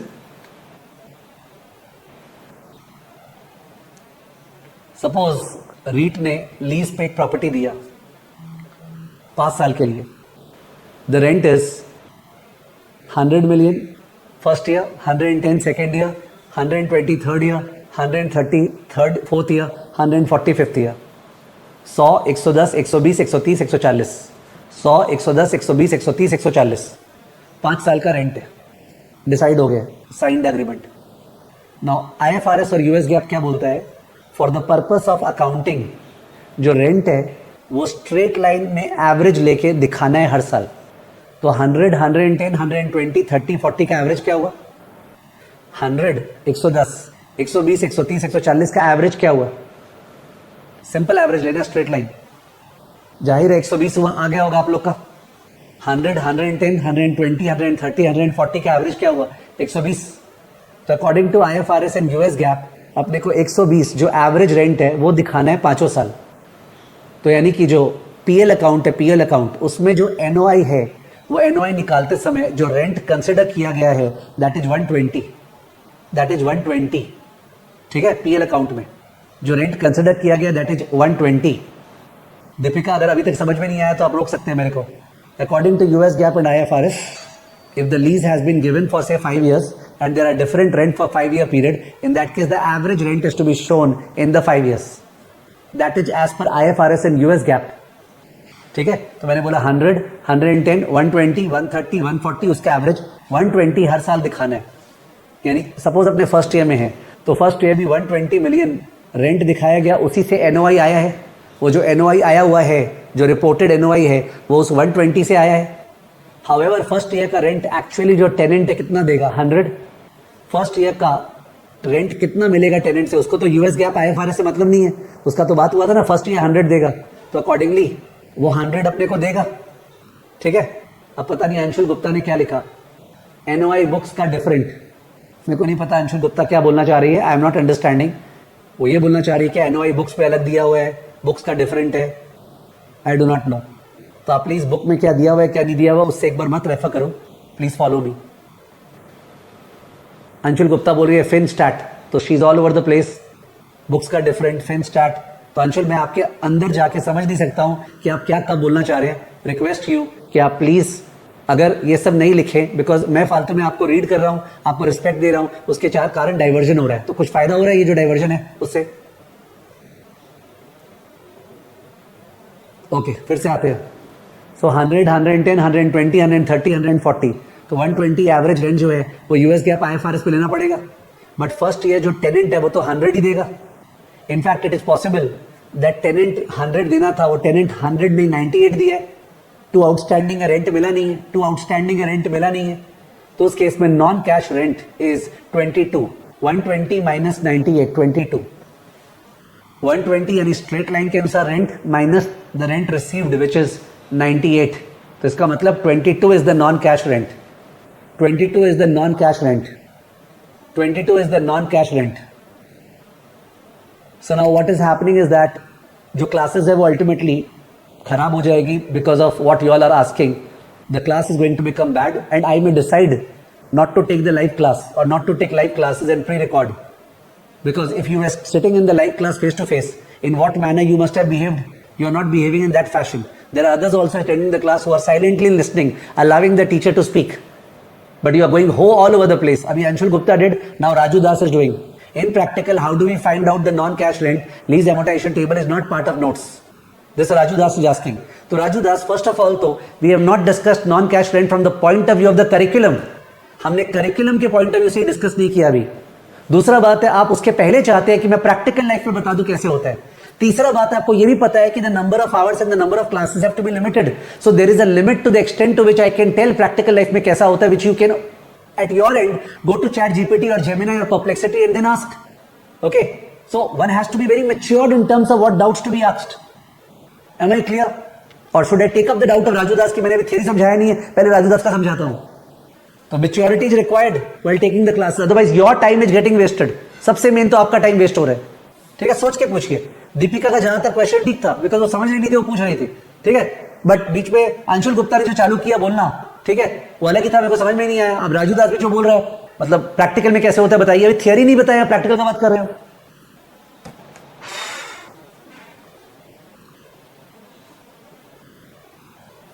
तो नॉन कैश रेंट जो है उसका अपने एग्जाम्पल में फॉर्मूला हो गया 120 माइनस 98, यानी straight line rent minus cash rent received. Non cash rent is equal to straight line rent minus cash rent received.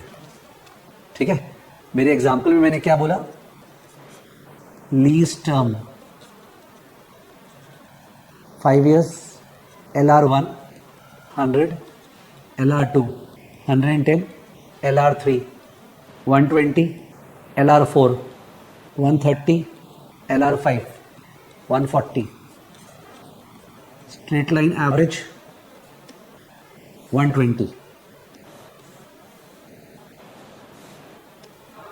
Rent received, rent जो रिसीव किए, rent received equal to 98, so non cash rent equal to 22, non cash rent is equal to 22। ओ या मैं screen पे लिख रहा था, I am really sorry, मैं स्क्रीन दिखाना भूल गया, sorry, I forgot to show the screen. ये रहा, अब देख लीजिए, I forgot to show the screen, मैं अपना फेस हटा रहा हूं, यस आई फॉरगॉट, सॉरी। अब देख लीजिए आप, तो नॉन कैश रेंट का फॉर्मूला लिखा हुआ था straight line rent minus cash rent received. उसके बाद क्या पता समझ में नहीं आए, so therefore I have written the example which I used, lease term 5 years, these are the rentals LR1, LR2, LR3, LR4, LR5, straight line average 120 आया, but rent received is 98, therefore non cash rent is 22, non cash rent is 22,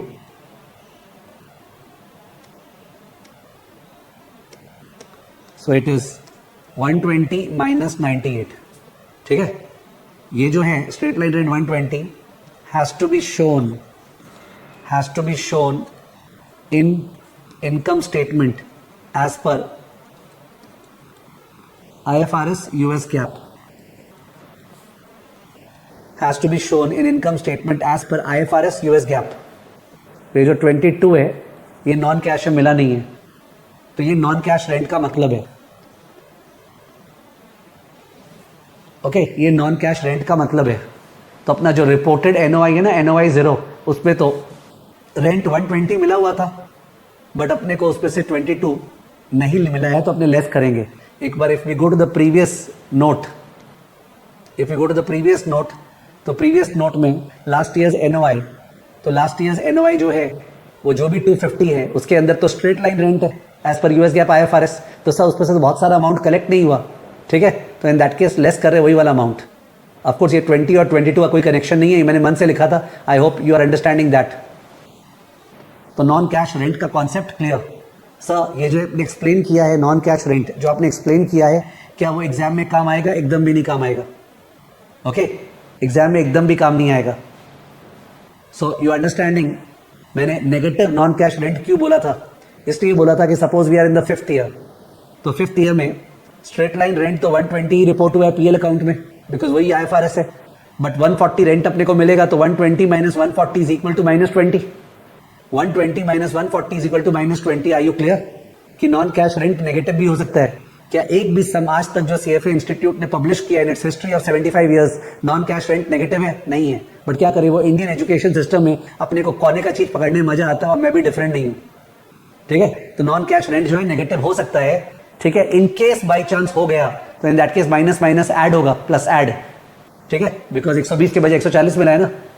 I hope मैं clear हूं। दीपिका, आपको डरना नहीं है, आप पूछ सकते हैं। दीपिका, मैं बोला 5th ईयर अगर है, 5th ईयर तो 120 रिपोर्ट हुआ होगा पीएल में, जबकि 140 मिला है, तो 120 माइनस 140 -20 आएगा। तो उस केस में अगर माइनस में दिया रहे नॉन कैश रेंट, तो माइनस माइनस प्लस वो ऐड होगा, पर आज तक ऐसा हुआ नहीं है, तो होगा नहीं, ये फालतू मेरा ही फितूर है, ठीक है। समझना जरूर, पर तन मन धन इसमें मत दे देना, बिकॉज काम का नहीं है। काम का जो है वो ये था कि आपको फॉर्मेट पता रहे। If somebody is preparing for the exam, so how will I do it? Suppose Schweser type preparation कर रहे हैं, तो Schweser type this is what is required, ठीक है। Point number 2 is clear. Point number 3 के लिए I will come to my face, listen. Last year जो था, जिसका एनओआई दिया हुआ रहेगा, last year NOI rent minus खर्चा, लास्ट ईयर ये रेट ने कुछ प्रॉपर्टीज अक्वायर किया था middle of the year. Rate के पास से 500 प्रॉपर्टीज है, उसमें से 20 प्रॉपर्टीज लास्ट ईयर के बीच में एक्वायर किया था। से it was 4 months of the last year, 7 months of the last year. तो अकॉर्डिंगली लास्ट ईयर के एनओआई में तो उसका 4 month का ही रेंट माइनस खर्चा मिला हुआ है ना। जो property middle of the year में एक्वायर किए थे, उसका तो 4 महीने या 7 महीने का ही तो एनओआई मिला हुआ है, पर हम लोग नेक्स्ट ईयर का एनओआई निकाल रहे हैं, तो अब तो वो प्रॉपर्टी आ गया, अक्वायर्ड है, अब तो उसका नेक्स्ट ईयर जो एनओआई पूरे साल का होगा।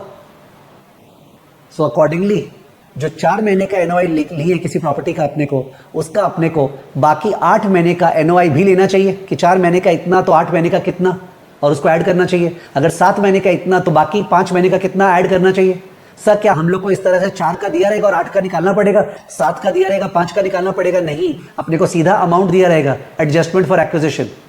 बट मेंटली समझ में तो आना चाहिए।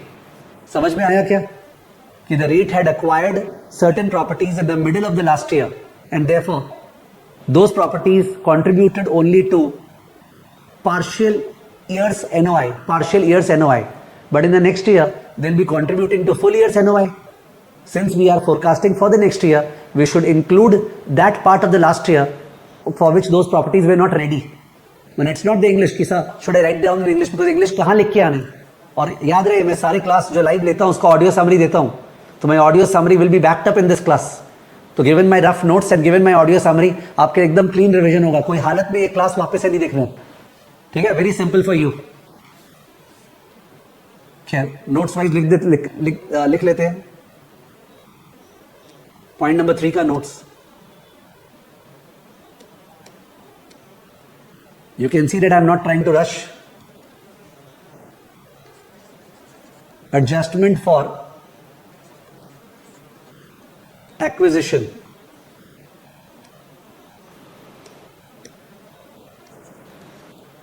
REIT acquired certain properties in the middle. When I say middle, I don't mean to say 6 months. It's a general, normal, not English language, not mathematical language. In the middle of last year. For the next year, comma, those properties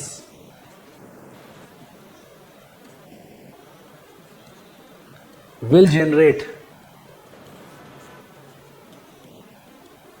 full year's NOI.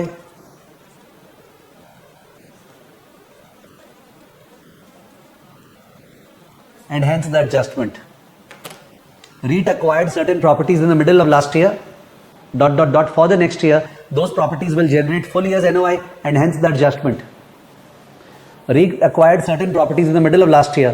For the next year, those properties will generate full year's NOI and hence the adjustment.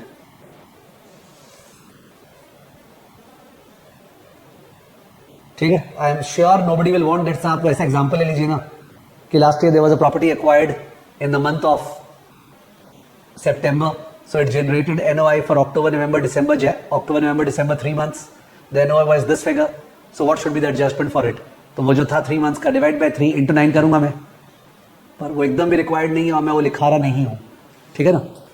Okay, G के बारे में कोई भी discussion नहीं चाहिए। जी के बारे में there is no discussion required, but just for my mental comfort,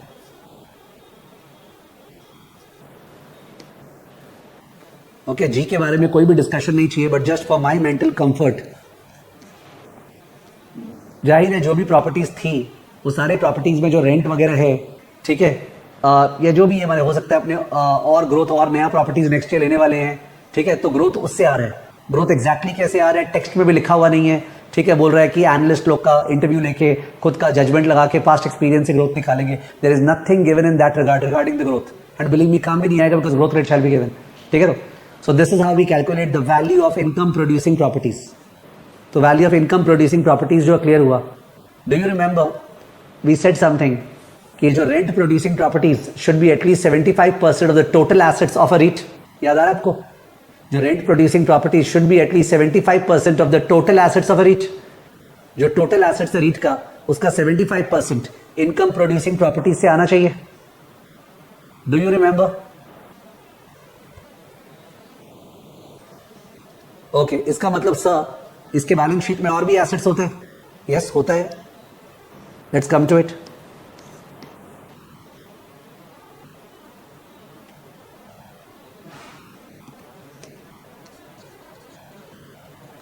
REIT balance sheet,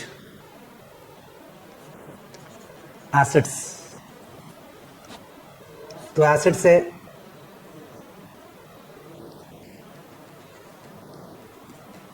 properties,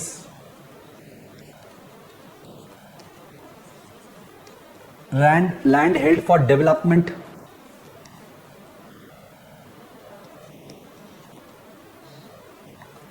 property under redevelopment,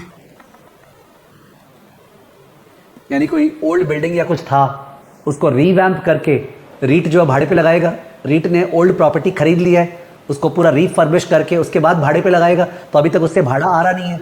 land held for development, usually REIT land को डेवलप नहीं करता है, REOC करता है, ठीक है, because that's a risky business, but थोड़ा बहुत कर सकता है। It is not completely banned कि रीट कोई भी लैंड लेके उस पर प्रॉपर्टी डेवलप नहीं कर सकता। It is allowed but to a very limited extent, because I said 75%, ठीक है। तो आपको land held for development, property held for redevelopment, दोनों का मतलब समझ में आ गया।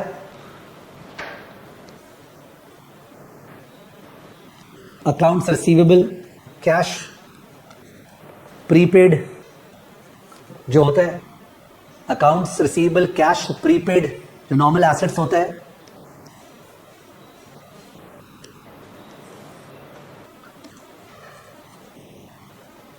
Soft assets, intangibles, DTA, goodwill, soft assets, intangible, DTA, goodwill.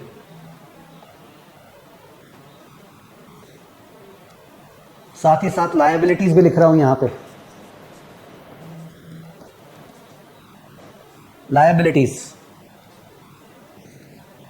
DTL माने सॉफ्ट लायबिलिटी है ये, short term debt, long term date, hope आप कॉपी कर रहे हैं। डू नॉट फॉरगेट, अपने को जो NAV पर शेयर निकालना है वो है A-L divide by number of shares, hope you remember. अपने को जो NAV पर शेयर निकालना है that is A-L divide by number of shares, A-L divided by number of shares. तो हम लोग का जो A है उस पर सबसे इंपॉर्टेंट A ये था, सबसे इंपॉर्टेंट एसेट ये वाला था।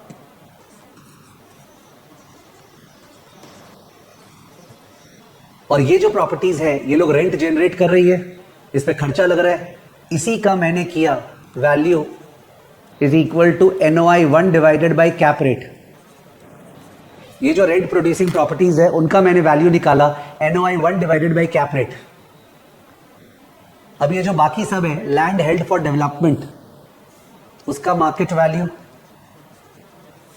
प्रॉपर्टी अंडर रीडेवलपमेंट उसका मार्केट वैल्यू। राजू दास में आस्क उसका मार्केट वैल्यू कैसे आएगा, इंस्पेक्शन से आएगा, सर्वे से आएगा, जजमेंट से आएगा, हमको दिया हुआ रहेगा। अकाउंट रिसीवेबल, कैश, प्रीपेड, इनका जनरली बुक वैल्यू ही लेंगे, ऑब्वियसली इनका बुक वैल्यू अलाउड होगा। सॉफ्ट एंड इनटैंजिबल एसेट्स ये सब नहीं लेना है, नॉट अलाउड, नॉट अलाउड, नहीं लेना है। ये सॉफ्ट इनटैंजिबल DTA गुडविल इनके ऊपर घोर शक है, तो NAV पर शेयर में इनको नहीं लेना है। They are not to be taken. That is the guidance given by the real estate valuation authorities like I'm Sharif. ठीक है, soft assets are not to be taken. तो accordingly soft liability is not to be taken. This is to be taken. This is to be taken.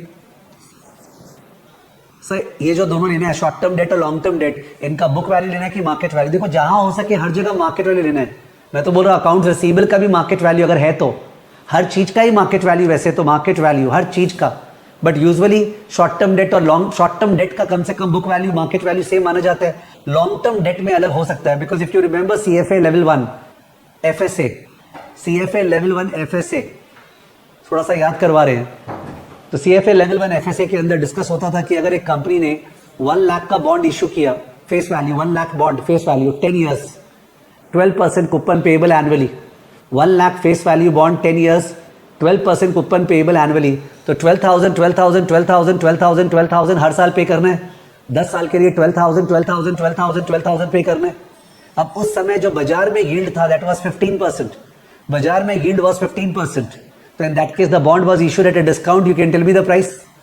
The bond was issued at a discount, you can tell me the price please. 1 lakh FV, 12,000 PMT, 15 I/Y, 10 N CPT PV।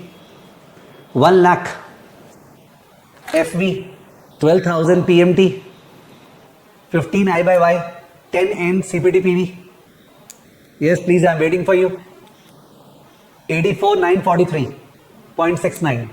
84,943.69 आ रहा है, 84,943.69 पे books पे दिखाया जाएगा। एक साल बाद 9n करो और CPT-PV बोलो, 9n CPT-PV, 9n CPT-PV, pull to par effect, constant yield price trajectory, उसका वैल्यू बढ़ेगा ना, 84,944 दिखाया जाएगा। और नेक्स्ट ईयर एक साल बीतने के बाद वो कितना दिखाया जाएगा, एक साल बीतने के बाद कितना दिखाया जाएगा, 85,685, तो 85,685 पे बुक्स में है एक साल बाद, 85,685 पे बुक्स पे है एक साल बाद, 85,685 पे बुक्स पे है एक साल बाद, ठीक है ना। पर एक साल बाद सपोज इंटरेस्ट रेट कट हो गया है एंड इंटरेस्ट रेट बाजार में यील्ड स्प्रेड कम हो गया, इंटरेस्ट रेट कम हो गया and the yield is 11%, yield 11% है, 11% पे करो 11I/Y CPT-PV, 9n है, 11I/Y CPT-PV, 11I/Y CPT-PV तो 1 लाख से ऊपर आ रहा होगा, 11I/Y CPT-PV, 11 बाजार में यील्ड चल रहा है, 11I/Y CPT-PV, 9n 11I/Y CPT-PV 1,05,537, तो लॉन्ग टर्म डेट का वैल्यू 1,05,537 है, लॉन्ग टर्म डेट का वैल्यू 1,05,537 है market value, but it is being shown in the books at 85,000 something, तो इन दैट केस डिस्टॉर्शन है। तो डेफिनेटली यहाँ पे NAV पर शेयर निकालने के लिए अपने जब A-L करेंगे तो लॉन्ग टर्म डेट को 85,000 समथिंग लेंगे कि 1,05,000 समथिंग लेंगे। NAV पर शेयर निकालने के लिए अपने लॉन्ग टर्म डेट को 85,000 समथिंग लेंगे या 1,05,000 समथिंग लेंगे। तो अपने NAV पर शेयर निकालने के लिए लॉन्ग टर्म डेट को 85,000 समथिंग लेंगे या 1,05,000 लेंगे, 1,05,000 लेंगे। तो बुक वैल्यू उसका 85,000 समथिंग है because bonds are shown at the yield at the time of issuance, ठीक है। तो but we should take the market value 1,05,000 something, understood. तो वैसे मेरे से पूछो तो सर ऐसा है क्या किसी का बुक वैल्यू लिया जाता है, तो आंसर है नहीं, किसी का बुक वैल्यू नहीं लिया जाता है, सभी का मार्केट वैल्यू। बट जाहिर है कुछ कुछ का मार्केट वैल्यू बुक वैल्यू माना जाता है, जैसे कि शॉर्ट टर्म डेट का, जैसे अकाउंट रिसीवेबल का, कैश का, प्रीपेड का, ठीक है ना। तो आपको समझ में आ गया NAV पर शेयर कैसे निकालेंगे। NAV पर शेयर निकालने के लिए आपको जो मेन प्रॉपर्टीज है ऊपर में जो दिया हुआ है उसका आपको NOI1 divide by cap rate करना है। कैप रेट आपको थाली में परोस के देगा। NOI1 निकालने के लिए आपको वो वाला फॉर्मेट फॉलो करना है, वो जो फॉर्मेट था, ये फॉर्मेट बहुत इंपॉर्टेंट था, बीच का डिस्कशन अपने कर रहे हैं वो अलग बात है, but it's important, it's exam में क्या काम आएगा, एग्जाम में ये फॉर्मेट काम आएगा, ये पूरा फॉर्मेट। लास्ट ईयर NOI दिया रहेगा, नॉन कैश रेंट यूजुअली दिया रहेगा, हो सकता है straight line minus cash received, ठीक है, तो वो रहे। उसके बाद एडजस्टमेंट फॉर एक्विजिशन दिया रहेगा, एडजस्टेड NOI लास्ट ईयर का आ जाएगा इंटू 1+G, NOI1 आ गया divide by cap rate, value of property आ गया। इसके अंदर ऐड करेंगे land for development, property under redevelopment, add करेंगे कैश, अकाउंट रिसीवेबल, ठीक है, वो सब। कोई भी सॉफ्ट एसेट नहीं ऐड करेंगे, लायबिलिटी में सॉफ्ट लायबिलिटी DTL लेस नहीं करेंगे, लेस करेंगे अपने short term debt, long term debt, market value है तो मार्केट वैल्यू, उससे आएगा NAV, उसको divide by number of shares करेंगे तो NAV पर शेयर आ जाएगा। Is it clear? उससे अपना NAV पर शेयर आ जाएगा। Is it clear?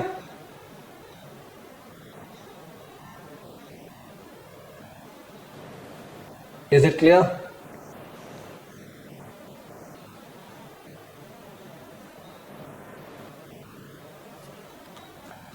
ठीक है, तो मैंने टाइम लेके समझाया है। You can definitely complain about the fact that sir थोड़ा हैवी हो गया टर्मिनोलॉजी की वजह से, but you can't say that समझ में नहीं आया, that's not possible. I took time, I did not rush. एक क्वेश्चन खोल रहा हूं पर उस क्वेश्चन में बहुत सारा एक्स्ट्रा इंफॉर्मेशन है। एक क्वेश्चन खोल रहा हूं, उस क्वेश्चन में बहुत सारा एक्स्ट्रा इंफॉर्मेशन है। उसका फर्स्ट क्वेश्चन है calculate the NAV per share. Question है calculate the NAV per share, 18.4, 26.75 या 32.1, 18.4, 26.75, 32.1। और इस सम को करते समय एक कॉमन डायलॉग काम आने वाले मेरे क्लास का, विच इज भुजिया खाओ। भुजिया खाओ मतलब जो भी चीज काम का नहीं है उसको ध्यान मत देना, क्योंकि इसके अंदर और भी क्वेश्चन है, ये आइटम सेट है ना, इसके अंदर और भी क्वेश्चन है, उससे रिलेटेड डेटा दिया हुआ है। आप ध्यान मत दीजिएगा, आप वही चीज ध्यान दीजिएगा जो आपके काम का है। चलो स्टार्ट करते हैं। पहले इनकम डेटा है, यहां से मेरे को NOI चाहिए। बैलेंस शीट डेटा है, यहां से मेरे को अदर एसेट्स और लायबिलिटीज चाहिए, सॉरी एप्लीकेबल रेट है, यहां मेरे को कैप रेट चाहिए। कैप रेट दिख गया होगा, कैप रेट दिख गया होगा 8%। सर और भी तो चीज दिख रहा है, उसका क्या करे, कुछ नहीं करे। NOI ग्रोथ रेट दिख गया होगा 4.5%, तो कैप रेट काम आने वाला है 8%, G काम आने वाला है। सर ग्रोथ रेट और डिविडेंड भी दिया, उसका क्या करे, कुछ नहीं करे। सर दोनों सेम है, मत होने दो, नहीं होता सेम तभी कोई मतलब नहीं है। तो केवल ये कौन कौन सा काम आएगा, केवल ये काम आएगा कैप रेट, केवल ये काम आएगा जी, यहां पे नंबर ऑफ शेयर्स आउटस्टैंडिंग ये काम आएगा 150 मिलियन। ऊपर आते हैं, यहां पे देखिए बैलेंस शीट में जो प्रॉपर्टीज दिया है 460 मिलियन का, इसके बदले हम लोग वैल्यू करेंगे, इसके बदले हम लोग वैल्यूएशन निकालेंगे ना, NOI 1 बाई कैप रेट, ठीक है। लैंड हेल्ड फॉर डेवलपमेंट लेंगे, कैश एंड कैश इक्विवेलेंट लेंगे, अकाउंट रिसीवेबल लेंगे, prepaid other assets excluding intangible लेंगे, इंटेंजिबल एक्सक्लूडिंग गुडविल नहीं लेंगे, गुडविल नहीं लेंगे, डेफर्ड टैक्स लायबिलिटी लेस नहीं करेंगे, लॉन्ग टर्म डेट लेस करेंगे, शॉर्ट टर्म डेट लेस करेंगे। ये क्लियर है क्या? देखो बैलेंस शीट में जो प्रॉपर्टीज है उसका 460 नहीं लेंगे, उसका वैल्यूएशन निकालेंगे, NOI 1 divided by cap rate. Cap rate हम लोग को इसके नेक्स्ट वाले एग्जिबिट में 8% दिख गया था कैप रेट। NOI 1 निकालना बाकी है और बाकी सारा का सारा एसेट्स लायबिलिटीज दिख रहा है, जो जो लिया है, जो जो नहीं लिया है। ये क्लियर है क्या? तो एक काम करो, एक बार STO में बाकी सारा एसेट माइनस लायबिलिटी डाल दो, काम आ जाएगा। 455 plus 250 plus 360 plus 280 minus 2000 minus 100 कितना? 455, 460 मत लेना, 455 plus 250 plus 360 plus 280 plus minus 2000 minus 100 कितना? माइनस 755 आ रहा है, माइनस 755। माइनस 755 को STO 1 में डाल दो, माइनस 755 अंशुल गुप्ता बोल रही है STO 1 में डाल दो, माइनस 755 को STO 1 में डाल दो। शिल्पी अग्रवाल आपका माइनस 755 आ रहा है क्या? माइनस से डरना मत, सबसे मेन चीज तो बाकी है, value of the income producing properties.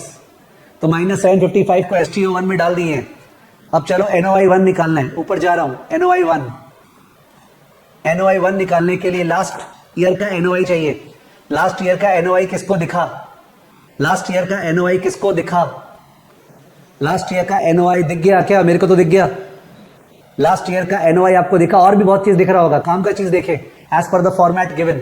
Last year का NOI दिख गया आपको? यस दिख गया सर, 350, गुड। लास्ट ईयर का NOI 350, ओके। लास्ट ईयर का NOI 0 350। इसमें contractual rent straight line as of this year 25, cash rent received 10। तो नॉन कैश रेंट कितना है? बोला स्ट्रेट लाइन रेंट 25 है, कैश रेंट रिसीव्ड 10, तो स्ट्रेट लाइन रेंट कितना है?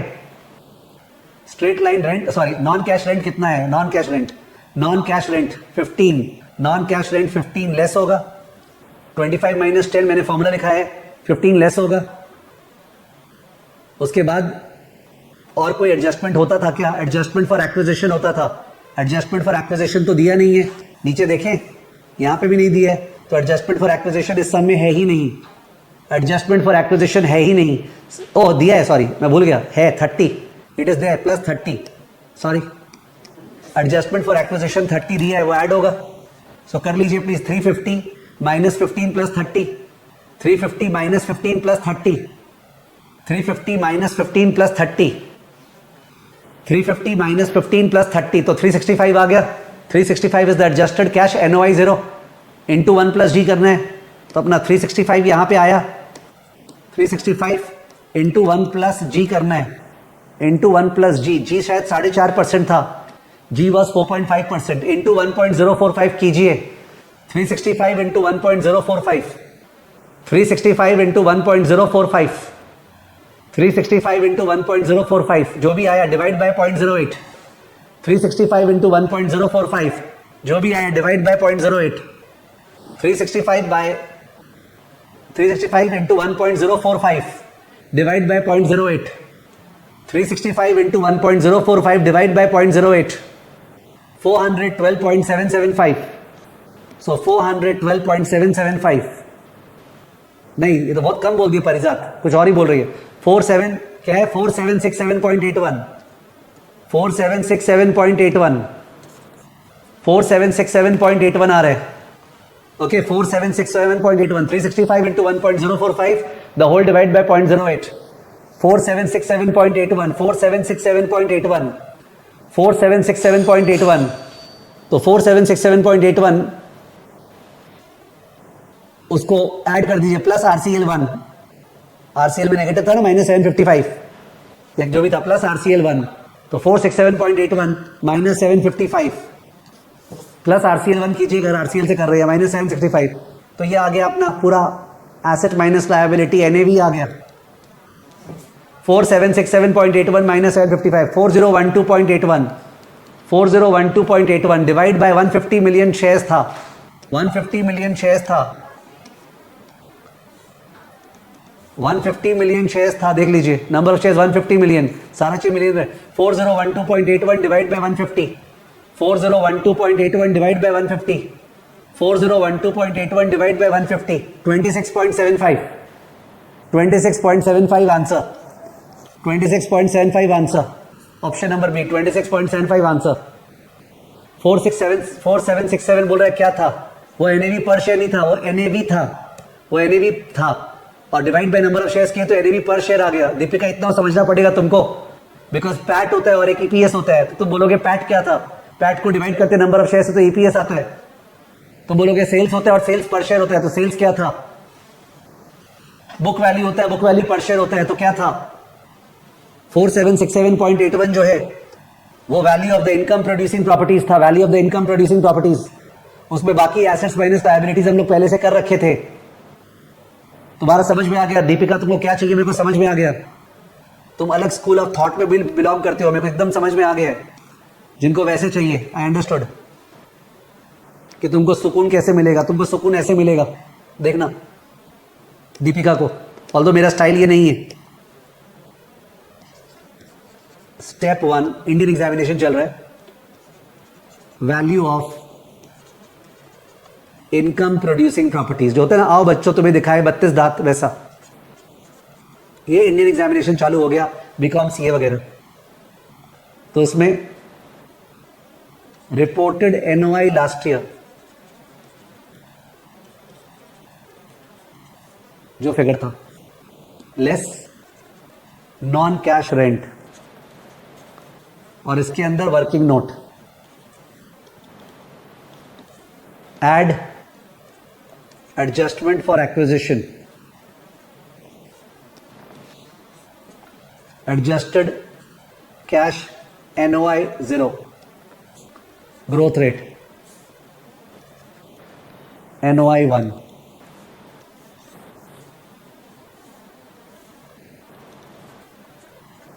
Cap rate, therefore value,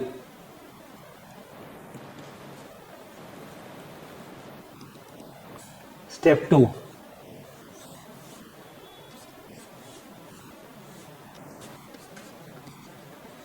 NAV,